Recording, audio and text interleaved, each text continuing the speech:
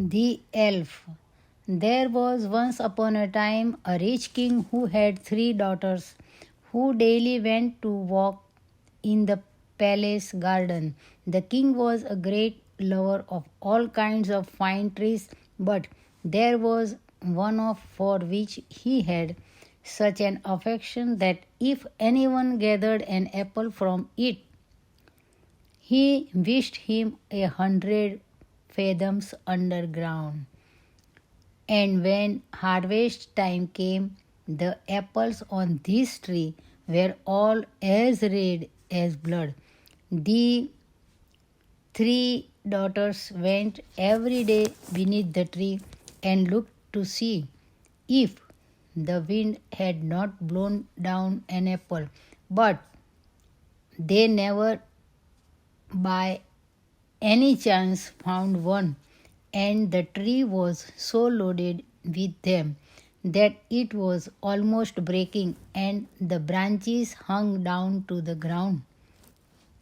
The king's youngest child had a great desire for an apple and said to her sisters, "Our father loves us for far too much to wish us underground. It is my belief that he would only do that to people who were strangers." And while she was speaking, the child plucked off quite a large apple and ran to her sisters,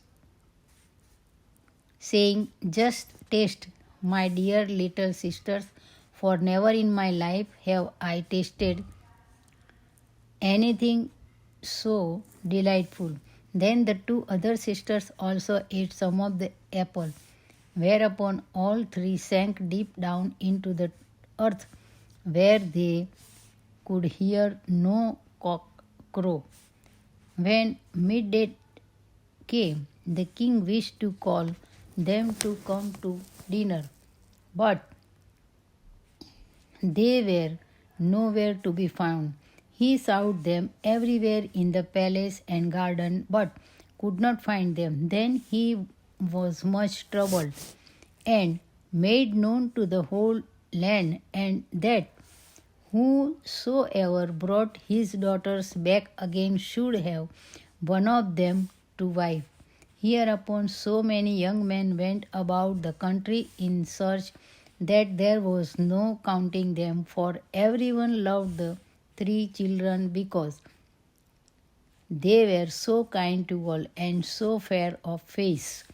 3 young huntsmen also went out, and when they had travelled about for 8 days, they arrived at a great castle, in which were beautiful apartments, and in one room a table was laid on which were delicate dishes which were still so warm that they were smoking, but in the whole of the castle no human being was either to be seen or heard.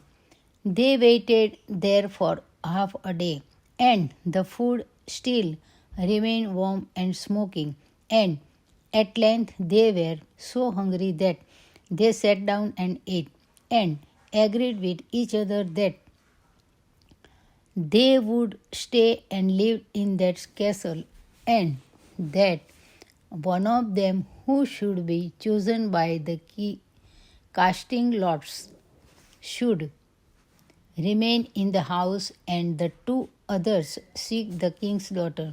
They cast lots, and the lot fell on the eldest. So next day the 2 younger went out to seek, and the eldest had to stay at home. At midday came a small mannikin and begged for a piece of bread. Then the huntsman took the bread which he had found there and cut a round of the loaf of and was about to give it to him. But while he was giving it to the mannikin, the latter let it fall and asked the huntsman to be so good as to give him that piece again. The huntsman was about to do so and stooped, on which the mannikin looked, took a stick, seized him by the ear, and gave him a good beating. Next day, the second stayed at home, and he fared no better. When the two others returned in the evening, the eldest said, "Well, how have you got on?" "Oh, very badly," said he. And then they lamented their misfortune together, but they said nothing about it to the youngest, for they did not like him at all and always called him Stupid Hans. But because he did not exactly belong to the forest.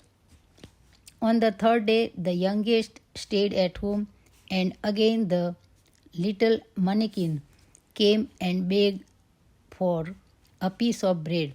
When the youth gave it to him, the elf let it fall as before and asked him to be so good as to give him that piece again. Then said Hans to the little mannikin, "What, canst thou not pick up that piece thyself? If thou wilt not take as much trouble as that for thy daily bread, thou dost not deserve to have it." Then the mannikin grew very angry and said he was to do it.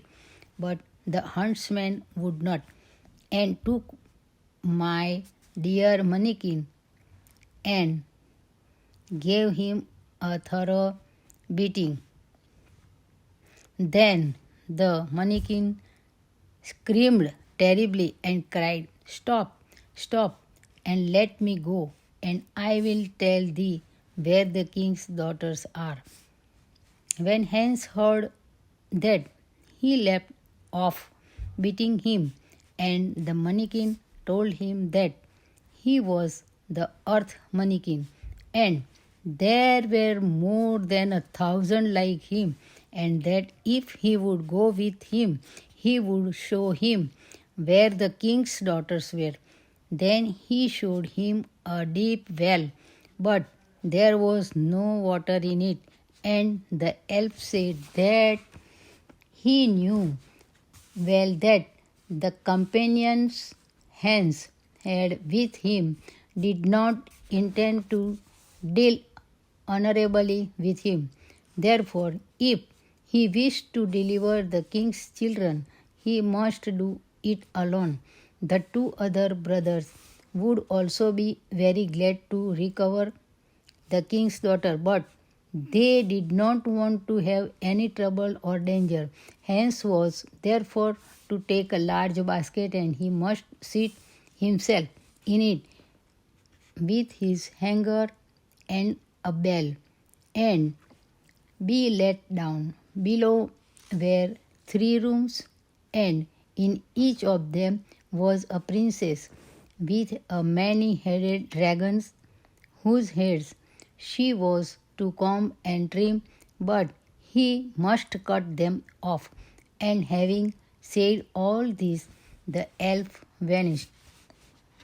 When it was evening, the two brothers came and asked how he had got on, and he said pretty well so far, and that he had seen no one except at midday, when a little mannikin had come who had begged for a piece of bread, that he had given some to him, but that the mannikin had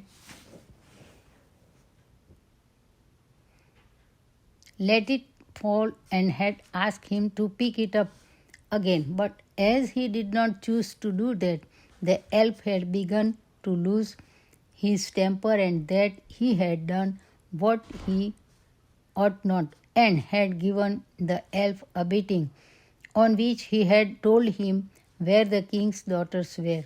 Then the two were so angry at this that they grew green and yellow.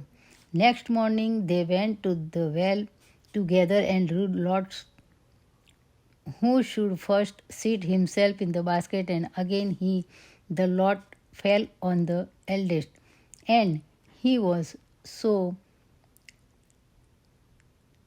to seat himself in it and take the bell with him.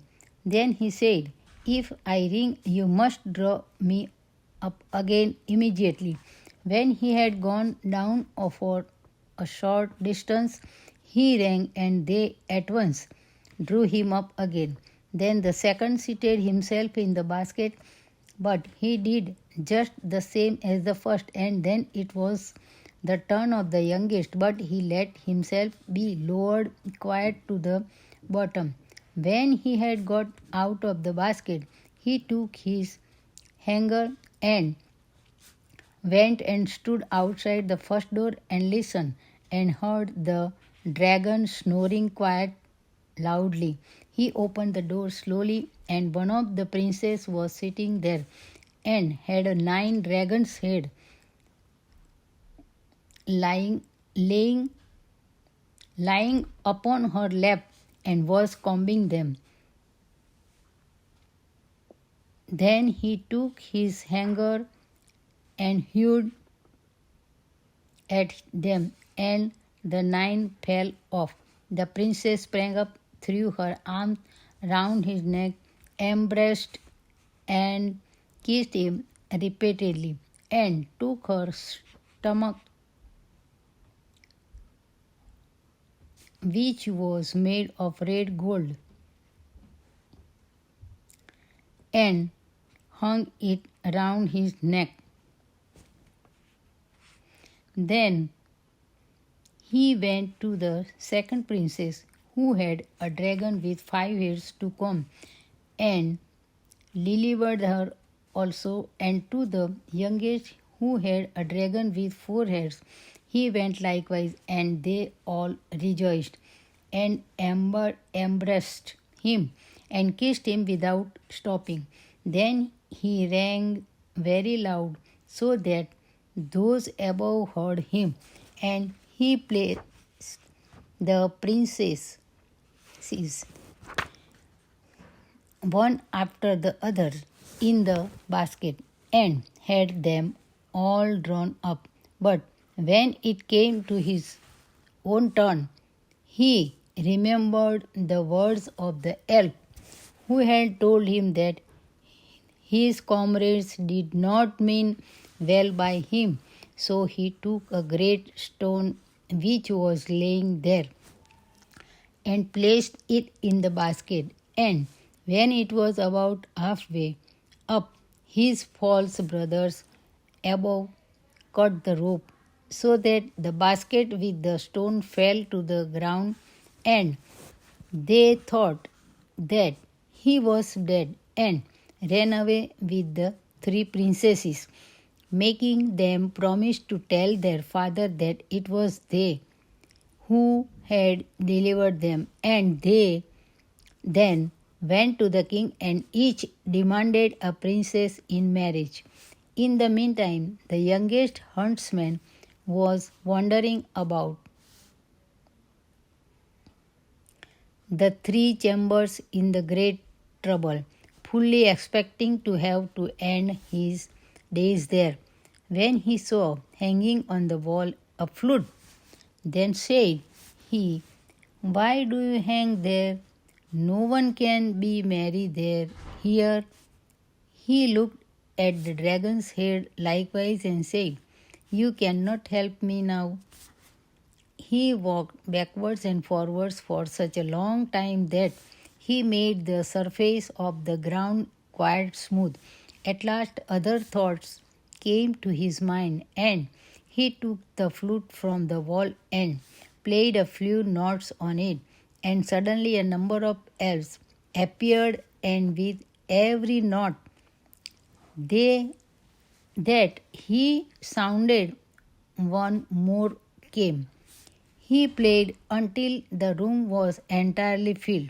They all asked what he desired, so he said he wished to get above ground, back to daylight, on which they seized him by every hair that grew on his head, and thus they flew with him on to the earth again. When he was above ground, he at once went to the king's palace just as the wedding of one princess was about to be celebrated, and he went to the room where the king and his three daughters were. When the princesses saw him, they fainted. Hereupon the king was angry and ordered him to be put in prison at once, because he thought he must have done some injury to the children. When the princesses came to themselves, however, they entreated the king to set him free again. The king asked why, and they said that they were not allowed to tell that, but their father said that they were to tell it to the stove. And he went out, listened at the door, and heard everything.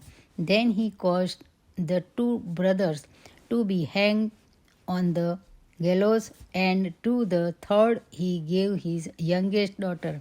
And on that occasion I wore a pair of glass shoes, and I struck them against a stone, and they said, clink, and were broken.